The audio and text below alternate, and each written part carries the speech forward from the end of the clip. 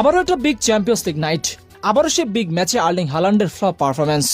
League match আর domestic কাপের ম্যাচগুলোতে যেভাবে হাল্যান্ড ডমিনেন্স দেখায়, সেই তুলনায় চ্যাম্পিয়ন্স লিগের নকআউটে তাকে খুঁজে পাওয়া দুষ্কর হয়ে যায়। এমনিতেই বিগ ম্যাচে হাল্যান্ডের রেকর্ড খুব একটা ভালো না, আর রিয়াল মাদ্রিদের সাথে তো আরো বাজে। গতকাল রিয়াল মাদ্রিদের সাথে পুরো 82 মিনিট খেলেছে, মাত্র 10 বার বল টাচ করেছে হাল্যান্ড। সাকসেসফুল পাস দিয়েছে গুনে গুনে মাত্র 3টা। মাঠে তার উপস্থিতির কথা অধিকাংশ দর্শকের ভুলে যাওয়ারই কথা। দলের মূল স্ট্রাইকার হিসেবে খেলেছেন তিনি। দুই পাশে ছিল জেরেমি ডোকু, সেমেনিওর মতো উইঙ্গার, যারা 1v1-এ পটুয়ার খুব সহজেই ক্রস প্রোভাইড করতে পারে। ক্রস থেকে হাল্যান্ডের মতো লম্বা স্ট্রাইকার অ্যাটাক করে গোল আনতে পারবে, এমনটাই হওয়ার কথা ছিল।